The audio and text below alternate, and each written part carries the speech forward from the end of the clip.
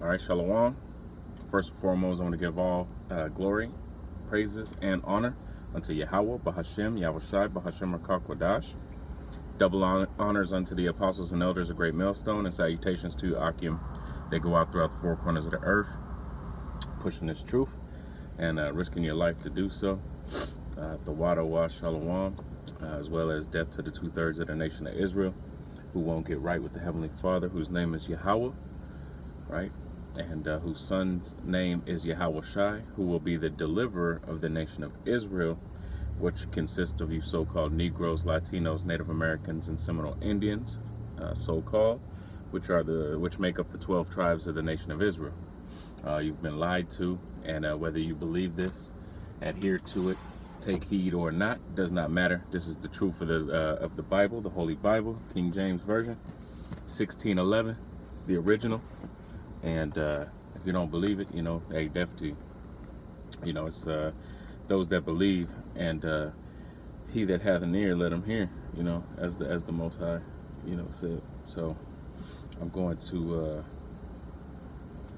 jump right into it. We're gonna get Psalms 133 and 1. Psalms 133 and 1. Behold, how good and how pleasant it is for brethren to dwell together in unity, right? And in that unity that we dwell in is Yahushai, right? Because we are of the Most High, right? We believe, you know, we are hopeful in the fact that we were chosen before the foundation of the world, Lord willing. We are a part of that number. And we believe that the Most High, you know, gave us his son as an example. And where two or three are gathered, you know, that Yahushua is in the midst of them, roughly paraphrasing. And so when we walk together in unity, that thing that unifies us or brings us together is the spirit of Yahweh Bashem Yahushua, right? That breath that he gave, that when he blew the breath in the nostrils, that was the wisdom, knowledge, and understanding of the law, statutes, and commandments, right? Let me see here.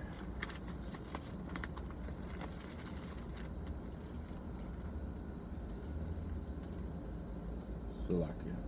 This was the one that I wrote down. Sometimes I like to check out these ones.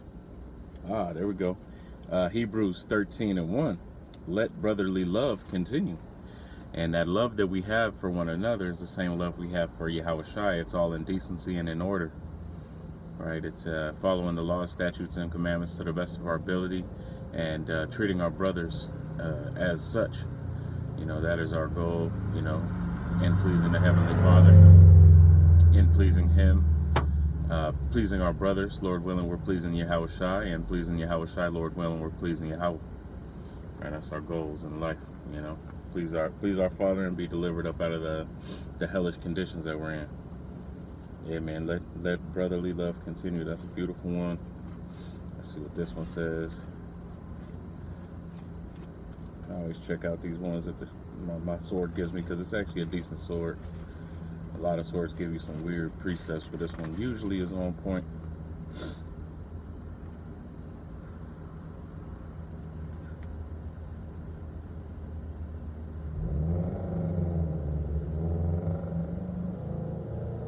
Man, seeing ye, this is 1 Peter 1 and 22. Seeing ye have purified your souls in obeying the truth. That's how you purify your soul, right? And purify yourself is by obeying the truth through the Spirit unto unfeigned love of the brethren.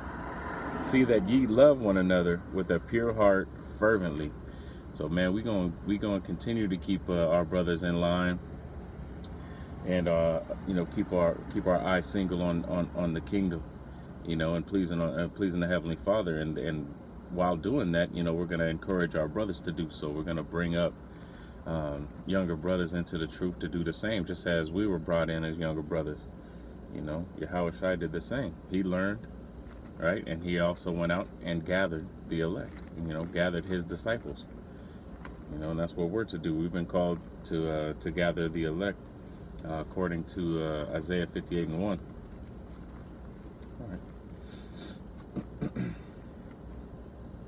sure that is Isaiah 58 and not Jeremiah. Yep. Isaiah 58:1. Cry aloud, spare not, lift up thy voice like a trumpet, and shew my people their transgressions, and the house of Jacob their sins. Right, so we got to, that's what we've been called to do in a brotherhood, and that's what helps us to dwell together in unity, is we have one aim, one focus, and one destiny, which is, please the Heavenly Father and get delivered. And I'm going to keep saying it. So like, it might be repetitive, but hey, this truth is repetitive, and that's a good thing, man. You want to get this, understanding so that you have a way up out of here, and even though we have this understanding, we got to endure unto the end. The same shall be delivered, same shall be saved. This is a lot. Jake is crazy. This is Proverbs 17:17. A friend loveth at all times, and a brother is born in adversity. So you'll know your friends and your brothers, right? If a friend, he's always going to love you, that's just what it is. But a brother is born out of adversity. So it ain't gonna be no easy, oh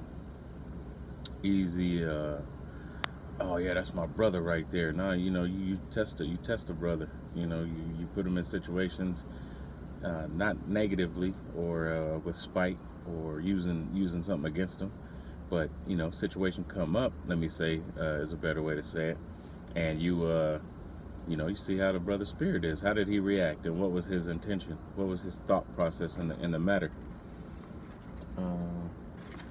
See, Ecclesiastes.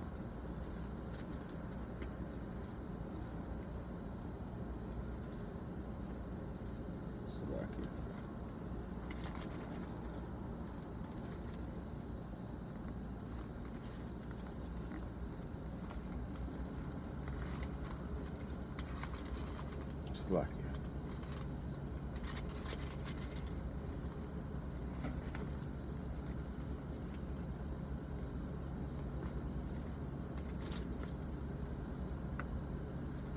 Come on there. 6:14. This is Ecclesiastes 6:14. Oh, nope, Ecclesiasticus. Gotta put that extra S on there when I be doing that. Salakia, I can bear with me, Baba Kushah. 6:14. A faithful friend is a strong defense, and he that hath found such and one hath found a treasure.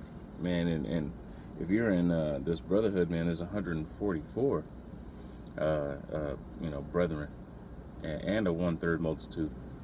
So that in itself is a huge treasure. That's and the kingdom of heaven is within us. So that brotherhood has to do with that kingdom and that joint heirship with Yahawashi. And that's what makes having a good friend a treasure, because you can actually trust a friend in this truth. You can't trust a friend in the world. They'll betray you. This is Matthew 22, starting at 37.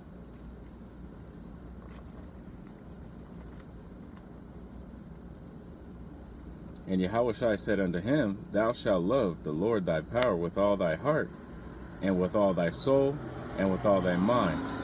This is the first and great commandment. Right? And the second is like unto it, Thou shalt love thy neighbor as thyself. On these two commandments hang all the law and the prophets. Right? So, hey, that's it right there, man. You have to love the Most High with all your mind, body, and soul, spirit, and your law. And you have to, same unto it is like unto it, man. Treat your brothers as you would treat your Yahawashi in the flesh. Or even in that celestial body. You want to treat your brother as if you're treating your Yahawashi a certain way, and that will save you from having any strife with your Akim, with your brethren. If you treat them like you would your Yahawashi, and you truly value this wisdom, knowledge, and understanding, and you understand that we're not worthy to be joint heirs, but he still called us to do that with him out of love and out of knowing the intentions of the heart of men. The Most High gave him that ability, and You know, we've been together since before the foundation of the world, you know, to Allah Hayam. So, hey, man, you know, I don't want to make this too long, and I don't want to keep repeating myself too much, but brotherhood is very important in this truth, and it's to be cherished. You know, we're lucky to have each other. Excuse me. We are blessed to have each other. Luck ain't a thing in this truth. Luck is a thing of the world, man. We understand that we are blessed from Yahweh Bahashem Yahushai Bahashem HaKakodash with this brotherhood and this wisdom, knowledge, and understanding of the Holy Bible, or else we'd be out here lost like the rest of these 2/3 Jakes, man. All right, one third shall be left herein, and 2/3 shall be burnt up, or 1/3 shall be delivered, and 2/3 shall be left herein and burned up, man. And we're hoping to be on that. We're hoping to catch that bus, man, up out of here. You know, we tired of this place, and we ready for the kingdom, Lord willing. Hey, shalom.